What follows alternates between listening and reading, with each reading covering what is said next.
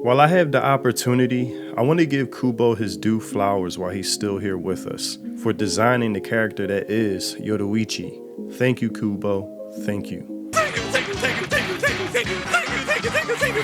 Yoruichi is one of the most notable characters in anime, period. From her fun, teasing, playful, seductive personality, godlike speed, feline mannerisms, to her well-sculpted curves, bombshell body that puts her on anyone's waifu tier list. Damn straight. Which makes many say Kubo is a man of culture. And this latest episode was like a gift that was heaven sent. Fan service on steroids, making history with such beautiful animation. And it's a way to launch off the latest season, to display her voluptuousness from every angle, crevice, view that again makes many of us say, and I already knew the jokes were coming in, like it should have been me, with countless fans lighting up social media, sharing their clips, giving it praise, and overall just having fun, joining in on the jokes, appreciating en masse what we have been delivered, saying things like, Kiseki is living every man's dream. Kiseki move, it's my turn. Great Bleach comeback. Yoruichi's title card was thrown in so randomly that it ended up being funny. Nice ass. Anyway, the anime nailed all of the Electric Kitty's powers. Now it's Urahara's turn, with Orihime getting some love too. New Orihime Jiggle Run, with the heavies being juggled through the physics alone. Along with countless memes that demonstrates the appreciation even further and deeper. This was just a cool moment to see fans en masse joining in on the enjoyment, being blown away, going all out with this episode having a solid, overwhelmingly positive review. Job well done. You get to spend all this time at the beach with beautiful women wearing next to nothing. You should be grateful. And I thought for sure this has to be a unanimous, highly approved episode. Who could even dare complain about such greatness? And then I forgot the times we are in, where fan service is considered the antichrist to so many. Hold on to your butts. Someone explained to me why her character was reduced to this. I don't know, this part was kind of annoying. Reduced a solid character to this? I hate it so effing much. The fact that it happens to one of the few dark-skinned women makes it so much worse. IOF alert.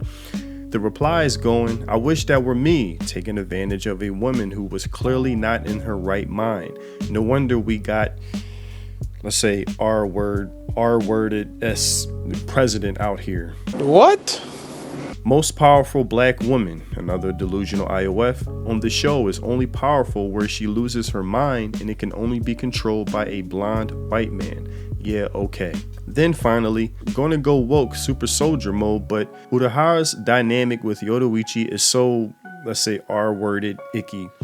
Genuinely can't even enjoy the yams because it's so weird how he pokes and slaps her Shunko and that he has sole control and only he can tame her in Thunder Beast form, the way she licks him. So, it'll be worth it. So many buzzkills that made its way to me because yesterday I was really having fun reading the praise this episode got from many fans, and it just showed me what pure fandom looks like. But every time I saw these posts condemning it due to some sense of pretentious prudishness, it just ruined the enjoyment and acting like a buzzkill. And this is making me think, why are so many people incapable of just having fun? Taking it so seriously, like, if this is offending you, why are you watching anime to begin with? On one hand, you have those enjoying the fan service. Yes! Then on the other hand, you have those disgusted with what they see. Ew. Again, this should be a moment where fans are united, but I guess that's too much to ask for in current day. I mean, I'm never surprised when I see journalists react unfavorably to this, which I have read in a few articles, but fans, or at least who claim to be at least, that's another thing. And then I saw this study claiming a recent study in the United States conducted by the Center for Scholars in Storytelling at UCLA revealed that young people increasingly prefer less fan service content. What's more, they detest forced or suggestive romantic stories, which I guess leads to terms like heteroslop. And on the contrary, they enjoy stories focused on friendship. Now, I don't take current day studies really seriously. There's a reason why there's such a replication crisis in that field, because there's so much blatant bias and corruption included when conducting these studies. For instance, as Emerald Apple pointed out, Yalda T. Uls, who ran the study, has activists written all over her profile, like inclusive representation, Gen Alpha and Gen Z, evolving masculinity, a version of masculinity rooted in connection, which, just side note, another way to feminize men, which is why males are in such a crisis these days. Also, giving female characters real agency in diverse bodies, to representing LGBTQ and disabled girls as fully realized people. So again, the field is corrupted with activists, so I take these studies with a grain of salt. But anyone with open eyes can see that new quote-unquote fans, which I believe like majority of these people aren't fans, it's just people suffering from FOMO, wanting to fit in. They do constantly complain about fan service, which is so integral to anime as a whole. It's a part of it whether they like it or not. And there's people trying to force themselves to be fans of it when deep down they're averse to it, which is why I always say anime is incompatible with the global audience. By design, it's created to be Japanese catered, and anything outside of that, the fan base will be niche or niche. Yes, there are anime like Pokemon or Dragon Ball Z that will have global appeal, but the medium as a whole will always be a niche or niche interest. Because even within those two popular anime, people bitch about shit that they don't like. And I think this added note on this topic from this Japanese user is stated well.